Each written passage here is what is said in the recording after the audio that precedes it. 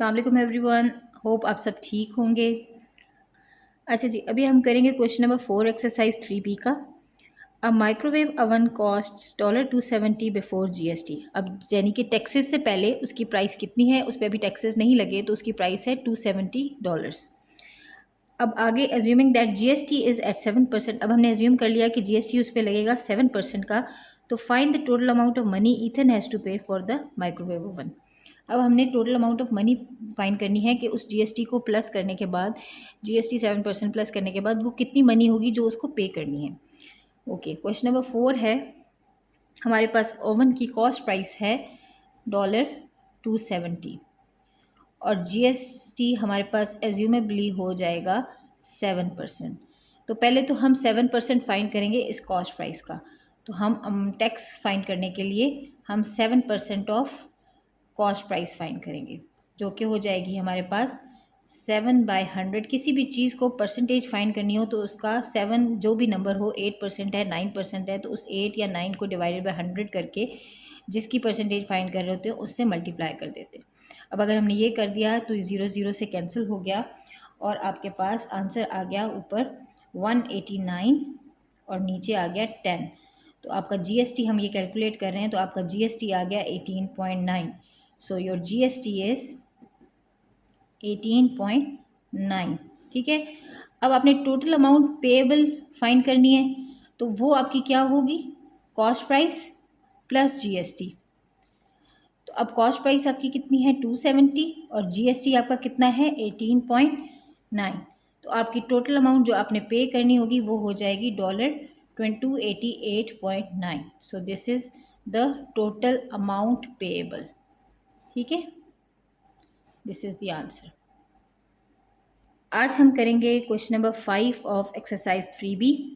Question number 5 है हमारे पास, an electronic gadget is sold for $1391 inclusive of 7% GST. Inclusive मतलब कि इस $1391 में 7% जनरल सेल्स टैक्स इंक्लूडेड है।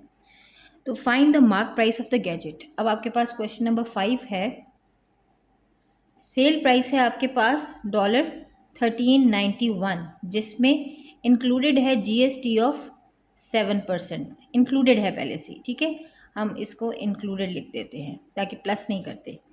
तो हमारे पास जीएसटी कितना है, हमारे पास 7% जीएसटी है और हमने फाइंड करनी है मार्क प्राइस, यानी इस जीएसटी लगने से पहले जो मार्क प्राइस थी वो इसकी क्या थी। अच्छा, इसको ज़रा टेक्निकली समझना है कि लेट हम मार्क प्राइस को समझ लेते हैं कि ये एक्स है। ठीक है। अब हम लोग जब भी जीएसटी कैलकुलेट करते हैं तो वो कैसे करते हैं, जो असल मार्क प्राइस होती है उसमें प्लस करते हैं इतने percent of that mark price, यानी 7% ऑफ एक्स। तो हमारे पास क्या आ जाता है, हमारे पास इसकी सेलिंग प्राइस आ जाती है विद, आपके पास ये कॉस्ट प्राइस होती है और प्लस हो जाती है जीएसटी। तो अब आपको कॉस्ट प्राइस भी नहीं पता और जीएसटी भी नहीं पता, तो हमारे पास सेल प्राइस आ जाती है। अब हमें सेल प्राइस पता है, लेकिन हमारे पास सेल प्राइस है 1391 और ये हमारे पास एक्स है और ये 7% का मतलब 7/100 ऑफ एक्स। ठीक है, इसको हम सॉल्व करते हैं। 1391 equals to 100x plus 7x divided by 100। हमने इसका पूरा एलसीएम ले लिया। अब हमारे पास क्या आता है, 1391 equals to 107x divided by 100।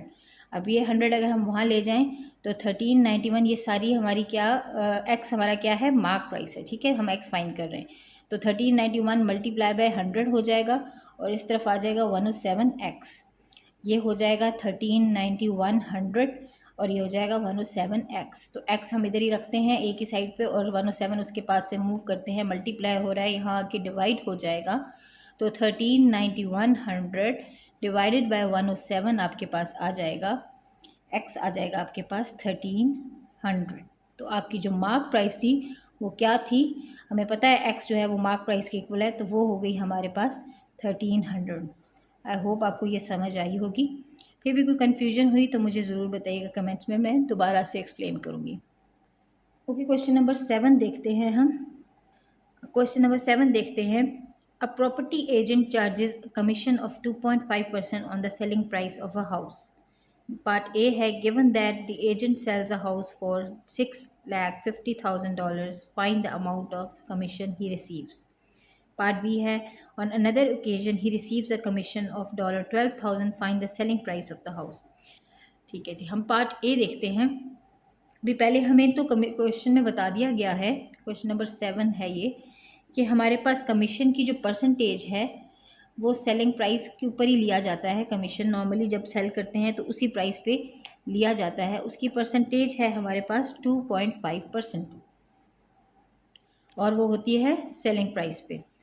तो अब हमारे पास हमने पहले में हमने क्या फाइंड करना है, हमने फाइंड करनी है गिवन द एजेंट सेल्स, हमने उसकी कमीशन के उसको कमीशन कितना मिल रहा है। तो हमने कमीशन उसका फाइंड करना है। हमारे पास सेलिंग प्राइस है $650,000, ये हमारे पास सेलिंग प्राइस है। अब हमें कमीशन की परसेंटेज पता है, तो हम इसका कमीशन फाइंड करने के लिए क्या करेंगे, उसकी उतनी परसेंटेज निकाल लेंगे।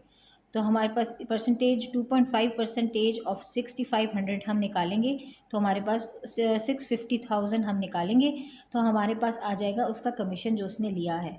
तो 2.5 इंटू 100 हो जाएगा, मल्टीप्लाई बाय 650,000 हो जाएगा। तो ये हो जाएगा हमारे पास 100 कैंसिल हो गए, और 2.5 इंटू 6500 हमारे पास आ गया $16,250। तो ये उसको कमीशन मिल गया इस हाउस पे, ठीक है, इस प्रॉपर्टी पे। पार्ट बी देखते हैं हम। पार्ट बी है, on another occasion he receives a commission of $12,000। अभी पहले आपको अमाउंट सेलिंग प्राइस गिवन थी और आपने उसका कमीशन फाइंड करना था जो कि 2.5%। अब आपको अमाउंट गिवन है जो उसने कमीशन लिया है, यानी कि 12,000 उसने कमीशन लिया है। तो हमने फाइंड क्या करनी है, सेलिंग प्राइस हमने फाइंड करनी है, और कमीशन है उसका $12,000 जो कि है 2.5% ऑफ सेल प्राइस।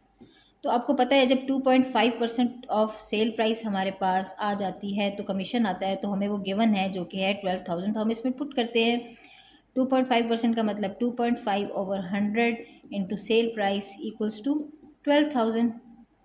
तो हम ये 100 उधर ले जाते हैं, हमारे पास 2.5 इंटू सेल प्राइस बन जाती है इक्वल्स टू 12,000, मल्टीप्लाई बाय 100 करेंगे तो